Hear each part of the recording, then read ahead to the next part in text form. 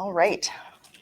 Before we start, I'm just going to read a thank you to our sponsors, because without them, we would not be here and it would not be free. We'd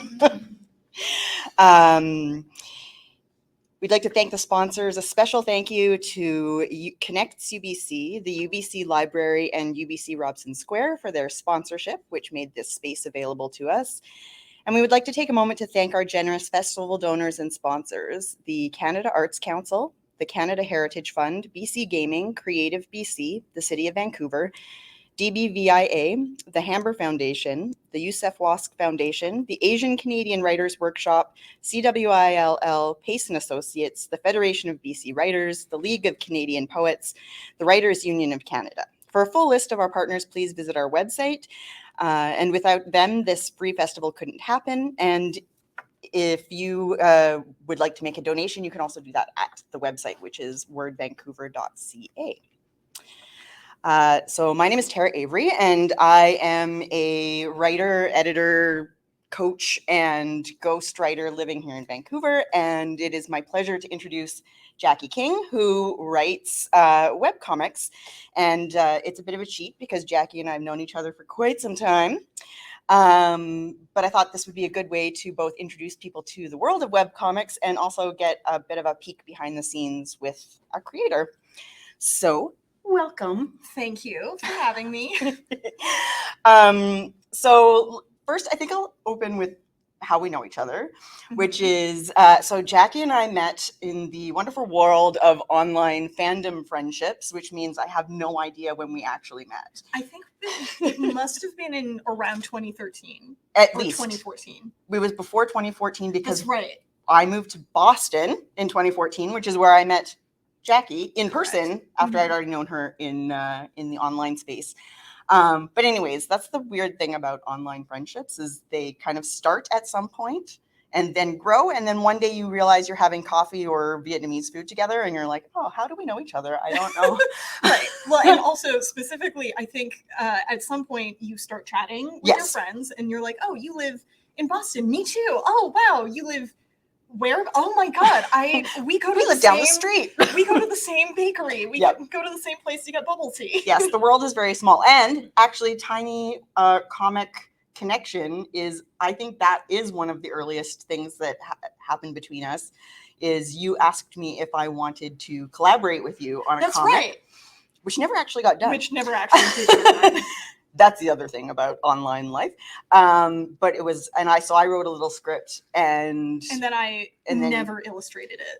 But the thought was there. Yes, And that counts. And we became friends. And then I moved back to Vancouver and then she moved to Vancouver and the world is small. Yes. So fandom is sort of where you got your start to, like, I know you did art before that, but what sort of drew you to online comic making specifically? So I definitely, my roots have always been in fandom. Just, it's an easy way to build community. It's an easy way to engage with people on something that you care a lot about. And so I think in my teenage years, I liked Harry Potter a lot, like many millennials. But I didn't do a whole lot of fan stuff back then because I guess I was busy with high school and stuff. But in my 20s, I discovered Mass Effect, and it was a great community, and it was shockingly active because I started doing fan art for it well after the games had been released, well after it was dead and done, and like there was no more never dies marketing hype.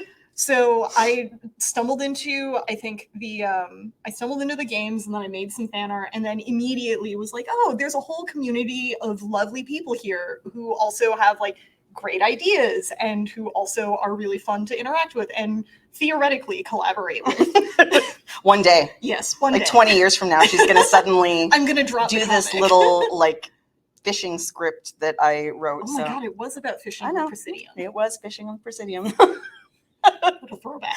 And so I know that you started doing fan art, and one of the things that I think is different from writers in the fan community and artists in the fan community is there tends to be a lot more stigma about commissions, starting to get paid for the work that you do that's connected to the fandom in any way.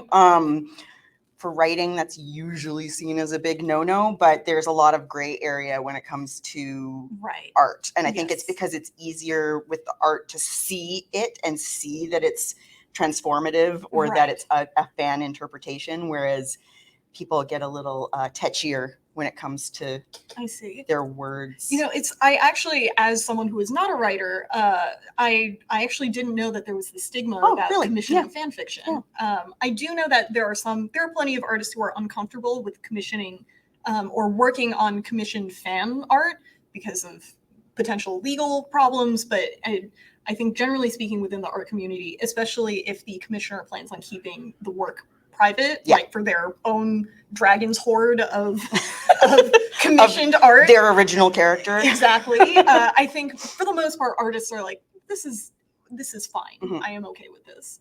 But yeah, I didn't realize there was that stigma for fan fiction. Yeah, it is interesting because I know I've been asked before, like if I'm aware that there's just like there's this line that you don't cross. Some people do cross it, but I've always felt like, oh no, I can write you something original, but I can't. And I think it's one of those things when you're going way back into fandom lore. I mean, people back in the old days, the really old days of the internet. It was when I started writing fan fiction for the X-Files. You had to put a list of disclaimers. I don't own this. Fox owns this. I swear I'm not making any money. And it would be like all this. And then you would write a story about Mulder and Scully kissing. That was it. And there was still weird legal fallout from that sometimes where, I know one of the things that you wanted to talk about is like atomized sites versus things. Yes. And because back in the early days of the internet, there weren't really archives or big collected sites. It was you had your own little fan site and it was connected to your friend's little fan site. And that was how you got, and sometimes people would get these cease and desist letters from some, lawyer at Fox being like, that's our X-Files. And you're like, I'm sorry, I won't. I was just playing with the toys. You can take them back. That never happened to me, but I was close enough to see it happen. And then there was, in some if you're IPs interested, the Anne Rice debacle, just look it up. Oh my gosh. Just look it up. I have heard that she's quite litigious. Litigious, very, when it comes to fan fiction. Interesting. But yeah, so the change in the internet. Right, yes. Times are changing. Constantly. The years start coming, they don't stop coming. That's right. We can't use that. It's somebody else's lyrics. That's right. We do not own Smash Mouth or any of their songs. Yep. That's our disclaimer. That's our disclaimer. Right. So in recent years, there's been this move towards aggregator sites where you have platforms as opposed to atomized individual websites. I think there was recently, maybe not so recently, I'm losing track of time, but there was an article somebody published about sort of the history of webcomics where they talked about how webcomics in their inception all started out as these individual atomized websites that sometimes were connected through a comics ring. You'd get collectives of people like Hiveworks. I think Spider Forest is another one. Hiveworks still exists. Kismet is being published through Hiveworks. These things haven't disappeared, but they're just not as popular because it's harder to get eyeballs on your page that way. Everyone's on these big platforms, so that's where people want to post their stuff. Right. And so now you sort of have aggregators like Webtoon, Tapas. I think there are a whole bunch of others, but those are the two big ones that I'm there's familiar Wattpad with. for writers, right? And exactly, stuff like that. And so the shift from content that is made to cater towards an algorithm that will then want to serve it up to consumers, as opposed to, I think back in our day of these atomized individualized websites, you got a lot more niche stuff. Yeah. And these days a lot of people are trying to cater a lot more towards mass appeal. How would you, I know we've talked about this before, you know, in terms of your two IPs, like the two. So Jaki is working on two comics. One is Kismet, which is a sci-fi story, and the other is Ladykillers, which is sort of D&D-esque. Yeah, goofy, sapphic D&D hijinks. Yes.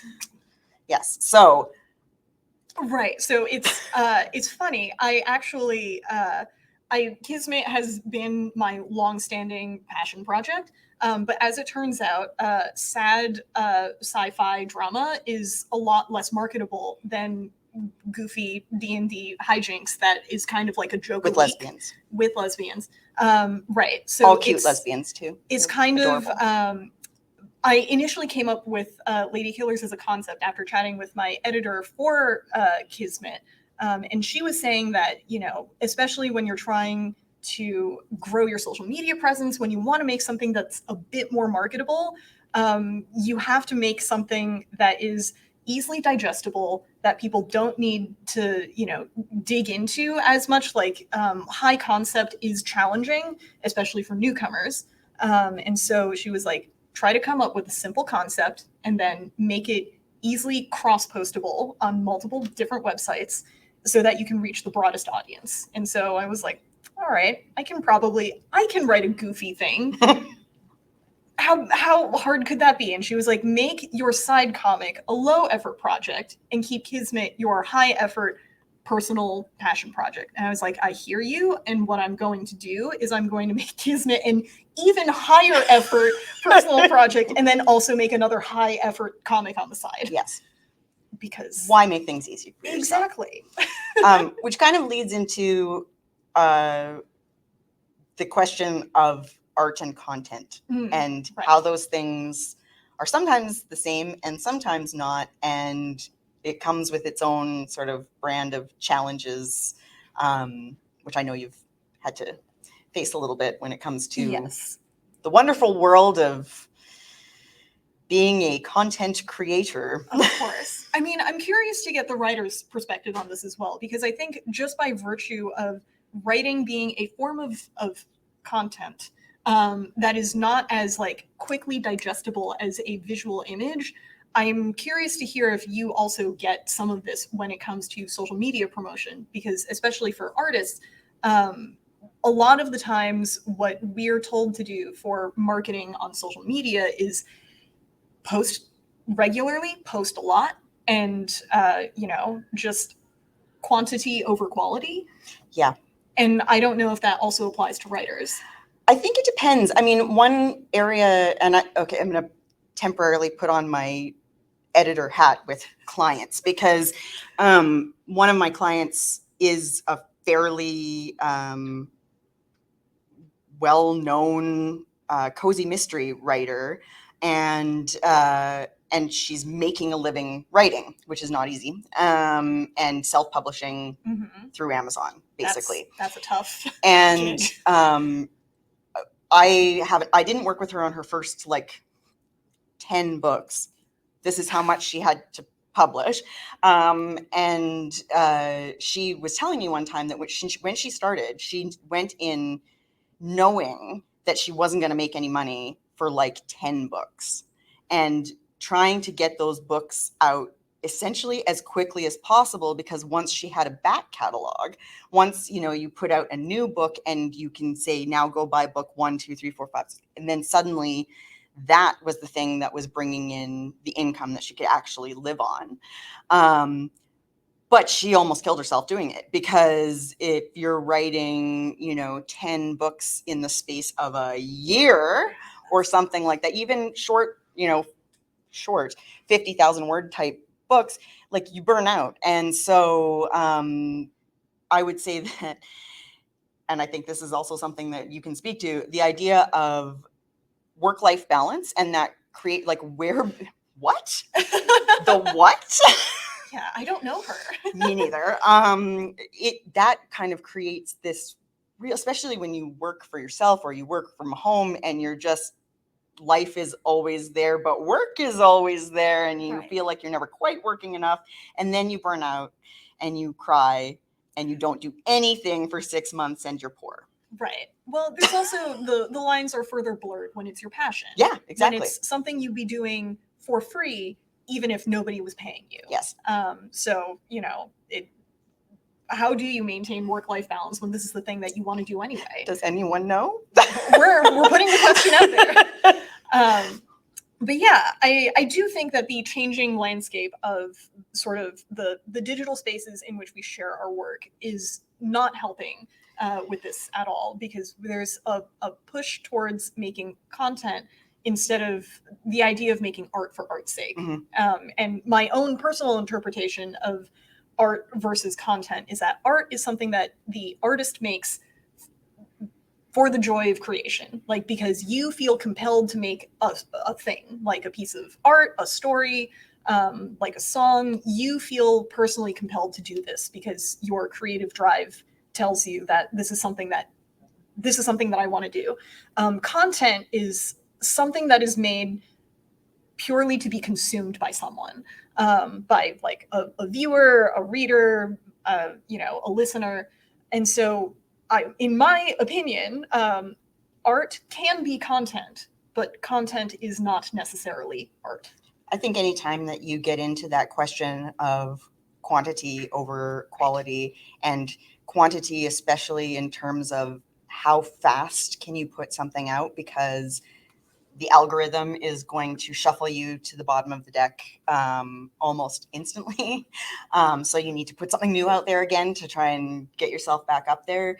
I mean, to me, it's a bit of it like you're always, it's not sustainable. Right. It's a hamster wheel. Yeah. So how do you like, looking at your own work and your own sort of, let's not make it too, your goals for the next year, Sure. Yeah. or something like that. How are you handling the idea of creating something without burning out, or without getting Right. to the point where you would rather burn it to the ground than write one more thing? Right. I think the real way to keep it manageable is, I mean, this is very old, stale advice, but really the way to keep it manageable is just to take breaks. And also, especially if you are trying to maintain a rigorous publication schedule of either I need to post something every day, or if, for example, you're working on a webtoon and you have to publish every week, you kind of have to be good about scheduling when you do things. And also, there are times that you're just going to have to learn to either forgive yourself for not putting out your best work, or forgive yourself for being a little bit late, because those things are just going to happen when you have this really intense publication schedule. Can you talk a little bit about that? Like, talk a little bit about kind of the expectation, like, sure, of that. I mean, just in terms of, because I mean, even with my cozy writer who was, she was trying to put out a book a month, like that, which is, oh my gosh, again, don't do this at home. It's bad for you in the long run. But she was trying desperately to like chug away and put the stuff out. But it wasn't sustainable. And there's still the process that you have to go through. And a book takes a little longer usually to read, although it is amazing how quickly people will start asking for more. That is true. People are voracious readers. And I guess in terms of the actual publication schedule, it's often, depending on what kind of arrangement we're talking about. So in terms of publishing to your own social media just to stay on top of, just to maintain a certain level of engagement or whatnot. The algorithm. When you're just trying to feed the algorithm, a lot of those deadlines are self-imposed. And I think there is something to be said about like understanding that, so especially when it comes to growing your social media accounts, it's really more about the long term that you're looking at rather than short-term gains. Because if you are checking your metrics every day, which I'm sure many of us who are artists who post our work publicly do, you'll often notice there's a lot of volatility. Lots of peaks and valleys in the graph you're seeing. And that's never what you want to actually look at. What you really want to look at is, how much have I done over the course of a year? How much have I done over the course of 6 months? And when you broaden your the view of your sort of accomplishments, it helps put into perspective, like, oh, I'm not falling behind. Right. I don't necessarily need to publish every day. I like, this is fine. Like, I'm There's maintaining been a general upward trend without it looking like exactly a 24-hour, and then I lost 10 followers and it was the end of my life. Right. Yeah. Exactly. So there's that. When it comes to, for example, I also work as an art assistant on Lore Olympus, and with platforms like Webtoon, especially if you get published as an original, you have the weekly publishing schedule. And when you have that hanging over your head, it's really all about finding a workflow that you can sort of optimize into working like a very well-oiled machine. Because that's really the only way to maintain a really breakneck publishing schedule, is if everybody, so the Lore Olympus team is relatively small. I think most Webtoon originals have a fairly small team. And by virtue of that, you get to know the team really well. And I think at least on Lore Olympus, we all work together really well. The process is very seamless. Rachel does an incredible amount of work, but we just because it works so seamlessly, it doesn't feel as hectic. Right. But also, I'm just the art assistant and not the main creator on that, so I only get to see a very small slice of what that workflow looks like. Right.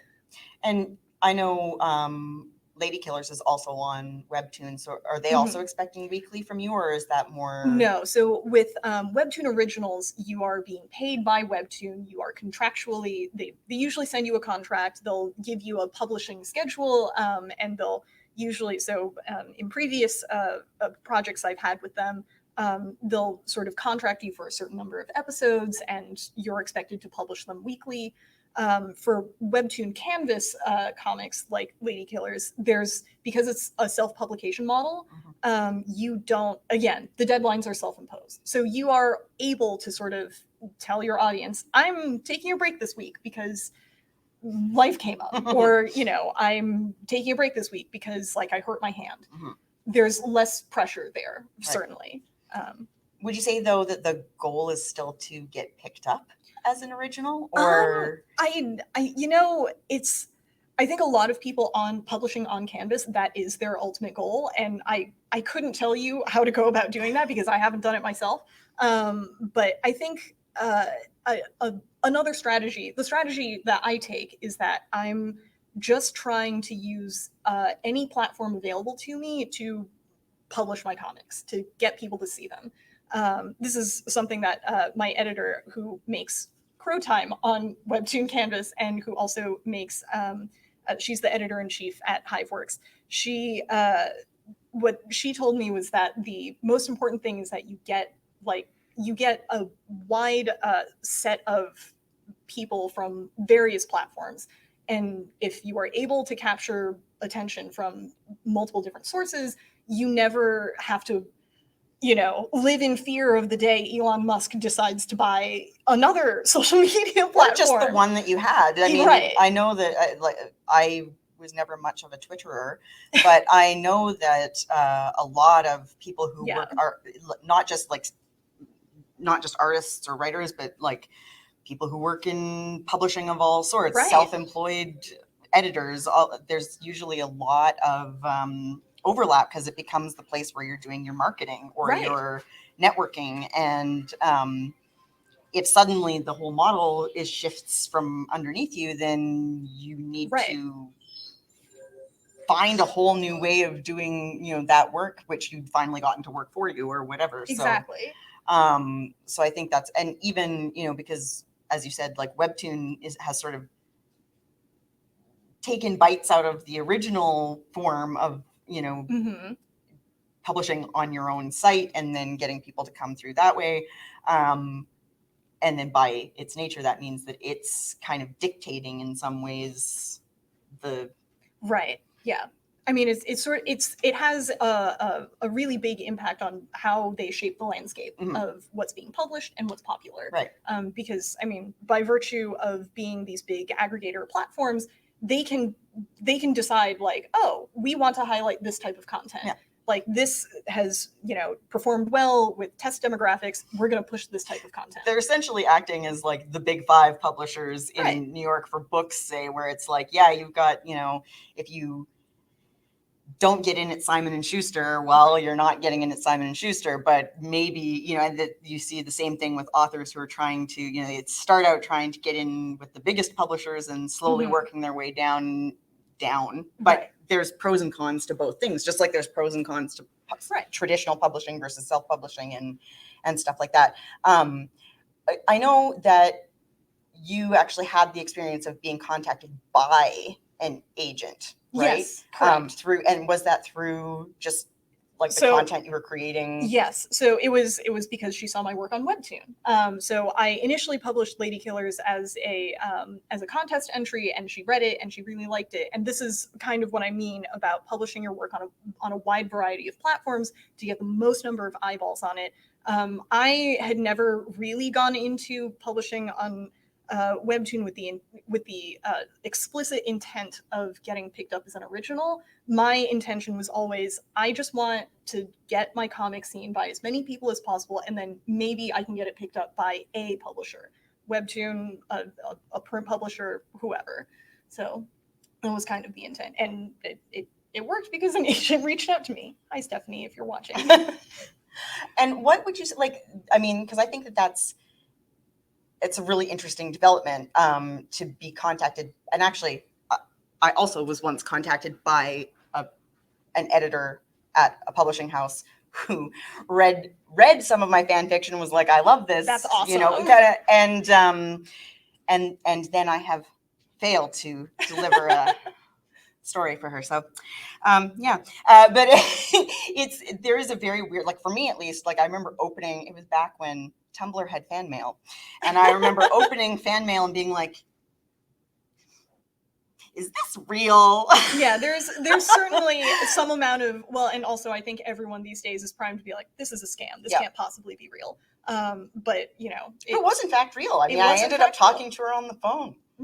She works at a real publisher in New York, as it turns out. But I mean, I think just goes to show that, like, if you're trying to market your work, you should just take advantage of any platform that you have.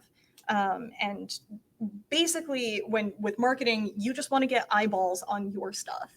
And so Webtoon, Tapas, Instagram, the site formerly known as Twitter, Tumblr, I mean, all of these places, I'm sure I'm missing 15 websites. I think 15 new ones grew the second that Elon Musk bought Tumblr. I mean, bought Twitter. Like, suddenly everybody's like, do you have this? Existence. Do you have that? Do you have this name? I'm like, I don't know what you're talking about. Right. So, the idea when you're trying to market yourself is you just want to get people to see your stuff. And so you should take find advantage. Where the people are, and you put your stuff. And there's something to be said about, especially when you're just starting out, especially if you are just in the beginning stages of a project, not sweating the deadlines too much, because at that stage it's low stakes and you don't want to burn yourself out by forcing yourself to adhere to a really punishing publication schedule, even if it's just to appease the algorithm. So what was it that, what was your inspiration? Talk about both projects, because I know you worked on Kismet first, and then kind of like took a sidestep into Ladykillers. And I know Ladykillers came around right around the same time as this sort of rise in Dungeons and Dragons popularity, popularity. I mean, it went from like, I remember my dad literally had like the original red box set of Dungeons and Dragons. Awesome. Probably worth something if you kept it. But I mean, when I was a kid, and then all of a sudden it's everywhere again, which just goes to show you have no idea what's going to come around again. Yeah. But I don't think it's terribly surprising that Dungeons and Dragons has really exploded in popularity, because it's, especially if you are in any way creative at all, it is a wonderful way of, I mean, it's collaborative improvised storytelling is basically what it is. And it, especially if you're a writer, if you're an artist who has like story ideas in your head, it's a wonderful way to explore a character that you're working on. It's a wonderful way to further flesh out a setting that you're working on. Like it's just if you have a creative bone in your body, I can absolutely see how it has a ton of appeal. Because who doesn't want to, you know, tell a fun story with your friends and eat tons of snacks while you do it, you know? Or in your case, Or tell a fun story with myself, with yourself, with the NPCs living in my head. I, you know, at the time, I think I concepted out Ladykillers at the start of the pandemic, or not at the start of the pandemic, sometime in the middle, after my own D&D group had sort of fallen to the wayside. And I was like, I have NPCs that I am, you know, attached to, and maybe I should just DM a story for them by myself. I'm playing Dungeons and Dragons by myself. And then I just was like, I can just make this a comic. And there you go. I mean, one of the reasons why I've never actually gotten into role playing, like it's been on the, because, you know, I got some old school nerd cred, but I've never gotten into it because I'm always like, well, isn't that just writing a novel? I mean, truly. Because I'm like, what's this collaboration stuff? Like, I've got all these things. I don't want somebody else to have a say. I want to control all the things. So I basically want to DM the imaginary people in my head. Yeah.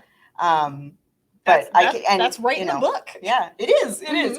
But I think it's been really interesting, again, as an observer, like kind of close enough to know what it is and what's, you know, what the deal is, to see how much it's kind of grown and become like normal, like mainstream, basically. I love it. I love this for us as a society, especially in a post-pandemic world where a lot of, I mean, especially as you get older, your friends group kind of scatters. You can't always be in the same room eating snacks and playing D&D all together. Or even the same part of the world. But this is the sort of activity that you can do like online, that you can do with like either people you know in real life or friends you make through online spaces. And it's the friends you make along the way. That's right.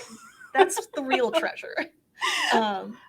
Yeah, I mean, I think, and so Kismet, though, how did you, where did that come from? Where did it start? Kismet started, I don't think I've ever told anyone this. Kismet started out as kind of like a Mass Effect fan fiction that I was planning out in my head. And then I was like, you know what? Maybe I'll insert some like old characters from a story I wrote in high school that I don't really like. I don't really remember a whole lot of the details about my old high school story anymore, but I do remember the characters from there. And I was like, maybe I'll insert a couple of those characters. And then suddenly I had a full fleshed out setting and set of cast and characters that were interesting to write. And eventually that kind of morphed into me wanting to explore themes of like self-determination and you know, responsibility versus and obligation versus like what you personally want to do and what happens when those things clash. So basically art versus content. Yes, kind of. Yeah, it's I would say it's a lot more of a nuanced story than Ladykillers, which in its current form is very much like a joke a day kind of or it is funny. A joke a week, not a joke a day. Oh my god. Kind of comic. So it's it's the sort of high concept sad sci-fi drama that I've been working on for a while that I think is a little bit more inaccessible to newcomers than something that is an easily digested 4 to 5 panels a week. What are your hopes? What are your hopes for the work that you're doing now? My hopes are that I finish both my projects. I'm speaking that into the universe. Kismet is currently on a bit of a break because it is difficult to juggle this many projects simultaneously. But I'm currently working on pitching Ladykillers as a graphic novel with my agent. And similarly, I would love to continue to publish the, you know, joke a week party banter comic strips, as they're a great way of, I mean, one, building community. I've had so much fun talking with people, either about like their own experiences playing D&D or about their own original characters, through this vehicle of these like jokey, silly comics that I post weekly. And yeah, I would love to continue doing all of this. That's my plan. Nice. Are you going to hurt yourself by adding more things? When am I not adding more projects I know. to my plate? I think it's kind of the curse of being a creative person, is that you always have like fun ideas floating in your head, and sometimes your brain will latch onto one, sometimes it'll let go of that one and pick something else up. I think the most important thing for me to remember personally is just that, like it is always fun to explore new ideas, but it is also important to finish the ones that I am currently working on. Finishing. Yeah. Mm-hmm. As Sounds it turns out. fake, but okay. And another important reminder for myself and for any other creatives is that finished is better than perfect.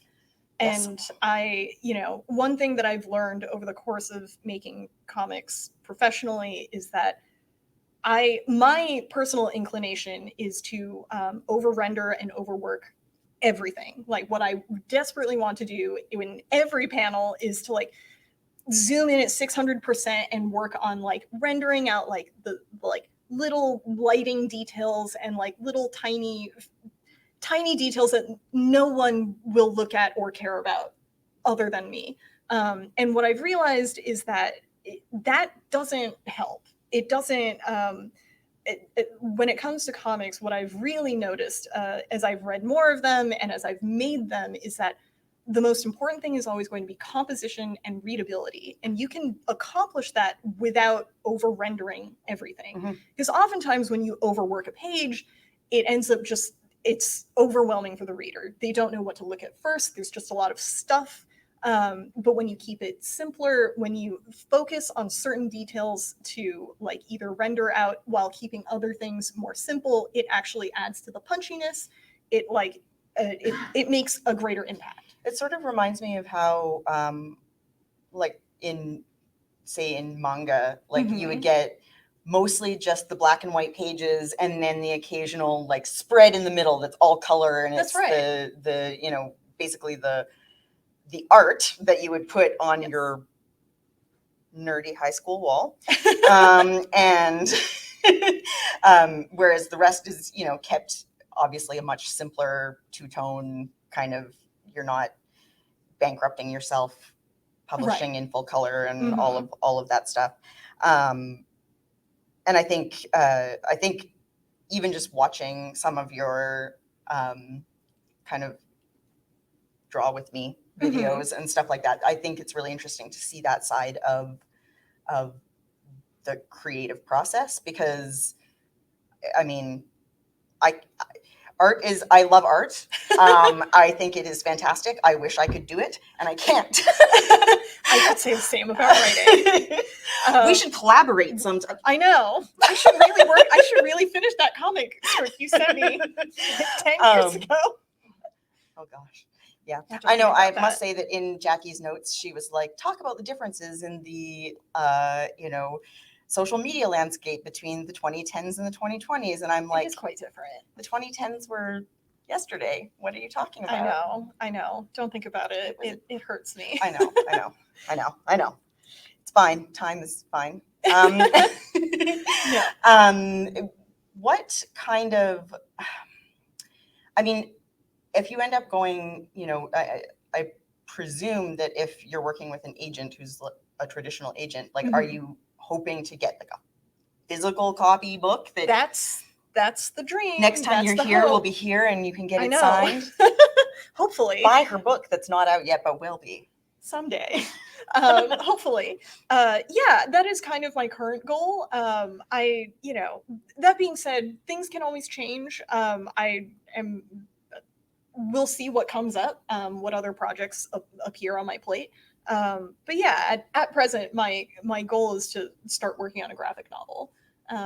It is kind of interesting, segueing into another another aspect of the changing media landscape we're working with is the difference between traditional print published comics versus the webtoon vertical scrolling format.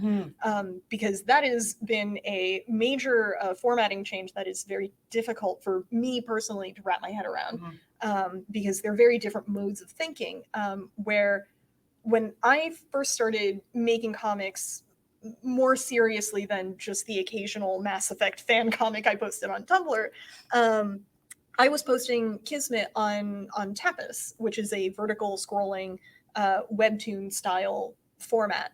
And when you are working in that kind of format, you really don't need to worry about like page economy. You can have as many panels as you want. Frankly, the more panels, the better. You're really, you know, what you're really focused on, or at least what I was really focused on, was getting those like fun, neat transitions as you went down the page that keep it seamless, that make it read like a movie. Whereas with page format comics, which once Kismet was picked up by Hiveworks, I had to switch over from the vertical scrolling format to these individual pages. You have to be much more deliberate about what you're putting on the page because you only have a certain amount of space. And when you only have a certain amount of space, you can't just add that extra cutaway panel of like a close-up tight shot of someone's face. You have to be a lot more deliberate about, okay, this is the dialogue that's happening. This is what I need to convey in this chapter. How do I put these on pages that will not also then turn this book into a like 700-page monstrosity that makes my hand fall off of my body? Yeah. That'll, if you fall asleep reading it, it'll kill you. Yeah. So anyway, it's a very different mode of thinking where you have to be much more deliberate about composition, and you have to be much more deliberate about what you even choose to include. Right. So it's just it's really interesting. Like that's a very I mean, even I know that I've noticed in some of the older comics that were obviously published as physical copies, but now you can get them online, and the way that they've had to kind of rework the technology so that you're not trying to take in a whole page at once on your phone that's this big. Exactly. Because like, you know, if you were reading a traditional comic, it would be like, you know, it's a sensible size. Big. But if you're, you know, looking on here, you're kind of like, what are they saying? And so at least I mean, I know that I've read a few through Dark Horse and stuff where it's like they essentially shift you from panel to panel down the page. So you only really get the flash of the full page, but you're not expected to read it at full page. Right. So that seems to also be a bit of a compromise between the two formats. Yeah. And I think one unfortunate side effect of this is that it just ends up creating more work for the artists themselves, because especially if you plan on publishing to multiple platforms, what you end up doing is you have to make either a single page format optimized version of your comic and also a vertical scrolling optimized format of your comic. And, you know, especially with IPs that become popular, you can hire someone else to do that for you. But for a lot of indie creators who are just trying to get their work out there, it's just an added step to your publication work-life pipeline. Balance. How not to have one. Right, exactly. And then I know, for example, like in the early days of Instagram, right? Like where it was used primarily by photographers as a way of showing their portfolios. And then one day, Instagram said, "Nope, we've decided that we're changing the shape of the you know, square / rectangles that you can post." And so all of a sudden, these photographers who had essentially built up, you know, their whole portfolio, either the picture got warped or whatever, because and that was a decision made, you know, obviously without any input from the people who had been using it for this various function. And I think that's also where we get into the complications of the internet, where it on the one hand can be so freeing, and there, you know, people have access to it in ways that would have been almost impossible to get. You know, eyeballs can be on something in a way that would have been impossible 30 years ago. But but at what cost? Because you've got, essentially Elon Musk can buy Twitter, and then all of a sudden, Right. dumpster fire is happening, and people are, running, screaming from the building. I think the important thing for like any creator just starting out to consider is the fact that even these very big platforms that seem immutable are actually not, and that the most what you always want to do is maintain an archive of your own work, even if you look at your work from 3 years ago and like cringe at it. Keep an archive of it, because you just want to have that handy, because you don't know when it's going to in hard copy and not just on the cloud. Right. Yes, that too. But having both is good. Yes, having both is good. But you should backups of backups, because we take for granted that the cloud exists in the form it is right now, but there's also no guarantee that things that seem immutable sometimes aren't. So you just want to have copies of your own work so that you can reference back to it, in the event that one day, you want to publish either an anthology of your work, like, oh, let me show you the progression of my art, my writing. I can show you, like, this is when I just started out. This is, these were my inspirations, and now look at how far I've come. It's just important to maintain. Well, even just things like looking at, say, your character design of baby Octavia at the beginning versus where she is now. Like, it's not just, you've grown as an artist. Obviously, you've just had that much more practice, but there's also, you can see the progression of like how the way I've changed the story she exists in has changed her literal visual design as a character. And I think that's good to just have on hand. And also, again, post your work in multiple places. Things are never as immutable as they seem. So even if, you just want to have a wide spread, and so that if one thing fails, it's not a total loss, right? Yeah. And you've got some, paper trail. Sure. Yes. Exactly. or the equivalent. So what would you say, like, I know that we have also talked about this. How do you... Something that happens when you create stuff on the internet is that the engagement with fans or the people who are following your stuff, sometimes it is wonderful, and sometimes it is less wonderful, and sometimes it's downright scary. And how would you one thing you do is you have a friend who knows what you're talking about, and then you go and you send them a message and say, oh my gosh, you're not going to believe what somebody said to me on the internet today. And thus you vent. But what else would you say are the kinds of things that you do to, because I imagine that especially for people starting out or people who haven't yet had the opportunity to kind of build thicker skin or learn that you can ignore people on the internet. Right. I think that it could be the kind of thing that brightens people off. Absolutely. Well, I think especially if you're young, it's really easy to take some of this stuff personally. It's even if you're not young, it's very easy to take some of this stuff personally, because sometimes it will feel like a personal attack. I think sometimes it is a personal attack. Right. Sometimes it is a personal attack, and then you just have to block that person. Yes. I think being very liberal about using the block button is always good. I think it's also, it's easy for me to say this as someone who has been on the internet for a while and has been desensitized to like rude comments. It's never about you. It speaks more about the person leaving the mean comment on your work. Because if you didn't ask for critique on your work and you receive critique on that work, like somebody wasted their time. Yes. And it wasn't you. And similarly, keeping some amount of distance between you and your social media is very important. Just like in terms of like personal safety, not putting all of your information out there is important.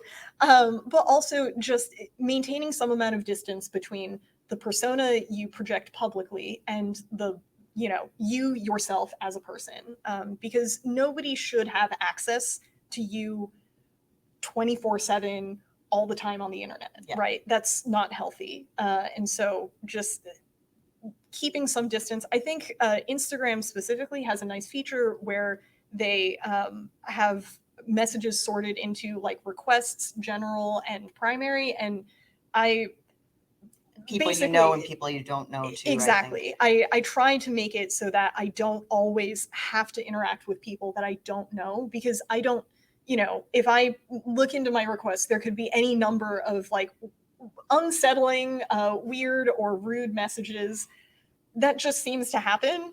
And keeping it so that only, you know, people that I already know, people who I like trust will not be unkind to me. Keeping those people that I interact with helps immensely. And then also just, I think you get a lot of what you put out into the internet back. So I think generally being either a positive presence on the internet, also, you know, not, you know, projecting lots of negative thoughts and negative opinions on your socials will help keep that from being brought back to you. Because if you project a lot of negative, like, you know, negative takes on whatever's happening, people will know to respond to you about that. People will know to come to you for that kind of content. And if that's not the kind of energy you want to have in the community you're building, you should avoid doing that. Yeah. Yeah. Is there anything else you want to talk about specifically? And if not, then we can open it to questions. Yeah, I'm happy to open it up to questions now if folks have any. Ask questions. Don't be shy. We don't bite. Oh, sure. Go ahead. You talk about like good comments online. Sure. But sometimes like the critique comes from yourself, especially when you're like online and there's like a lot of content that you can like see, no matter like art or writing. How do you guys deal with those like constant like comparing, like is my content like okay or is it the best that I can give? Yeah. Okay, so the question is basically how to deal with, I would say, your inner critic. You know, when you see other people doing work and you perhaps negatively compare yourself to them. It happens when like it's in the digital space. Yes. Yes. Like in the real world, you just don't touch them. Exactly.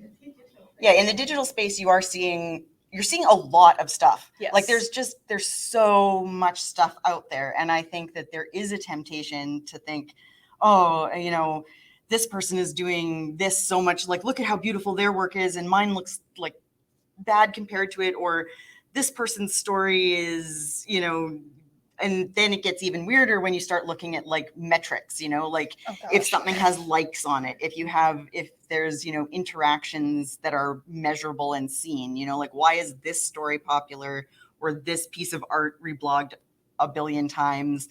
And I think that there can be you're basically having a fight with yourself. And I will say that even though I have been doing this for a long time, you know, the harshest critic is still your inner critic, because they know all your weak points and they usually capitalize on them to make you feel bad.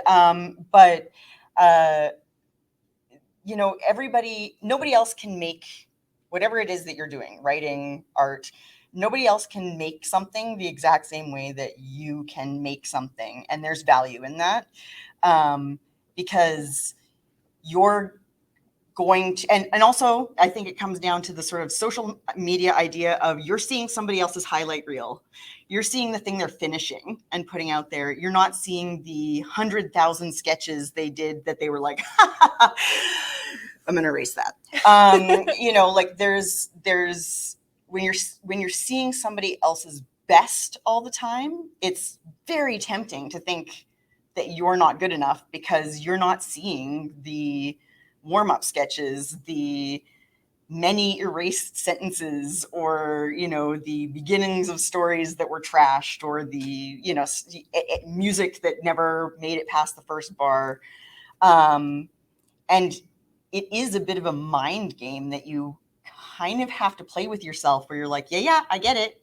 You think that this person is, you know, but I am doing something of value as well, even if it's not as far along, or you haven't, you know, because you're practicing, and everybody gets better at everything with practice. Right. Um, I think there's also something to be said about the sheer volume, because I think, especially with our social media feeds being what they are, it's not just that you're seeing one other person's highlight reel. You're seeing everybody's highlight reel. Yeah. And so it's very easy to get lost in this deluge of everybody's like winning Eisners and Oscars and like tons of like Pulitzer prizes. Like, where's my stuff? Like, I need to work harder. But that's not the reality. You're basically seeing, you know, just not only are you only seeing other people's highlight reel, you're seeing the stuff that the algorithm believes you will engage with first. And so it's always going to be these most, you know, attention grabbing accomplishments, because that's what people are going to comment on, like, oh, congratulations on this award you won. And so I think taking a break from social media will help with that immensely. Sort of also not taking a like going cold turkey, because it's difficult to do that when you have to promote your own work, but just sort of limiting the amount of time you spend scrolling through your own feed and seeing everybody else's work can really help to recenter your own sort of focus on, I have done this, and that is in and of itself not trivial. And also, I think it is worth taking a look at, you know, your long-term accomplishments, not looking at the, you know, oh, like I wasn't as productive as I needed to be today, but more looking at, all right, since the start of this year, I have done XYZ thing, and all of these things are good, and they didn't exist before you they did didn't them. exist before I did them, and these are milestones I've reached, and that is not insignificant. And yes, I think sort of removing yourself from the temptation to compare, because as you were saying, when you're in real life, you don't always have to interact with these people who you are just constantly like, oh my god, like I can't believe I'm like in the same space as this person. They like, and the funny absolutely thing blew me is, out of the there's water. somebody out there who probably thinks that about you. Exactly. Like somebody who has seen your art, who's like just starting out, or just, and they're like, oh, I'll never be like that. I mean, like, it's this sort of weird, right, constructed idea of hierarchy of this person is better and this person, it doesn't really exist. It's that no one gets to see your behind the scenes. Yeah. And you don't see anybody else's behind the scenes. So really you're just sort of like just seeing what people allow you to see. And when that is just the good stuff, it's easy to feel like, oh, well, I'm not doing enough, because, you know, all I see is all this other, all my peers, you know, hitting these milestones, getting these accomplishments, when the reality is you yourself are also hitting milestones and achieving things that, like, by virtue of just creating things, that's an achievement in and of itself. So yeah, it's I think removing yourself from the temptation will help a lot with fighting that inner critic. And also, this is very old, tired advice, but it's just being kind to yourself is a learned skill. And it's good to practice it. And that also goes, especially because I think on the internet, it's very common to see people hard on themselves and being self-deprecating, or, oh, this is crap, but I'm going to put it out there anyway. And you're like, you know, at the end of the day, you created something. Whatever it is, you created something. It didn't exist before. No one else could have done it the exact same way. That's kind of amazing. So don't talk yourself down before anybody even looks at it. Because, you know, if I see something and somebody's like, oh, I just, you know, this story, I wrote it, and I'm like, well, am I supposed to want to read it now? Like, you sort of make it sound like I shouldn't. And so in that way, even if it's a bit of a fake it till you make it, you have to at least try to not beat yourself up before everybody else even gets a look. You know, like that self-deprecation is just so hard on you mentally over the long term. Even if it starts out as a bit of a joke, the things you keep telling yourself become true over time. And if you're telling yourself, oh, I'm not that good, or oh, this person's better, then you're gonna believe it because you're repeating it all the time. Right. Well, and I think there's I think this also stems from some amount of vulnerability in actively declaring that you love a thing you've made. Yeah. And there's a lot of vulnerability in doing that, because in telling the world that you love this thing you've made, it kind of Some people will be mean. Some people just will be mean. Because they like to be mean. Exactly. And so, you know, I think this tendency to be self-deprecating can act as a shield to that to some degree, but it's also, you know, you're not being good to yourself when you do that. I think it's important to make stuff that you love and to love it when you make it, because that's why else do what we do, right? Yeah. And you will find other people who love it. And human beings are really like, basically we're primed to listen to negative things before we listen Right. to positive things. And we remember negative things where we don't remember positive things. So you have to go into the world with that bit of knowledge and then stop and actually say to yourself, okay, so yeah, one person said a negative thing, 5 people said positive things. The negative thing does not count for more just because it's negative. You know, in fact, 1 and 5, it's very obvious what, you know. I would also recommend strongly that when I was younger, I had this very misguided notion that like, oh, I should not censor people's speech on my art. If they leave a negative comment, I will leave it there because that's and now that I'm older, like no. You come to my house and you poop on my coffee table? No, I'm getting rid of that. Get out of here. Rude. Yes. No. Get that comment is deleted and that person is blocked. Yeah. Goodbye. Yeah. Anyway, that will also help. Just removing, you know, again, they're not your editor. They're not, you know, they're not a peer whose work you trust. Their feedback doesn't matter. Yeah. The only feedback really that matters is the feedback you solicit from people that you trust. Right. Yes. And you know. And even then you can tell them that you don't like it. Right. You know, you don't have to take You can it. disagree with your editor. You can. And many people do. I'm sure you've experienced that a lot. On both sides, actually. Yes. It's kind of funny. I know we're basically at time. We have one question from the live stream. Sure. Oh, yep, sure. All right, that's from Betty. Is it Betty? I think it's Betty. I'm gonna guess. They say, I know breaks are important, but how do you maintain momentum with your work without burning out? That's a very good question. How dare you, Betty? I think the way I maintain momentum is just by leading into what we were just talking about. Really liking what I do. Yeah. If you love what you do, you're gonna keep doing it no matter what, right? Like I think that's basically the way to do it. And also I think having a group of people that you can go to, art friends, like any kind of friends you can share your work with and, you know, sort of either generate more ideas or having a cheerleading squad like that are not your critique squad is really important. And if that's like your mom, that's fine. Yeah. Like you need somebody who's going to be like, I love this no matter what. Right. Everybody needs that. Everybody. Yes. And you need to have people you can go to when you're like, somebody said something mean to me on the internet. Right. And they're like, that person is horrible. Here's 25 GIFs.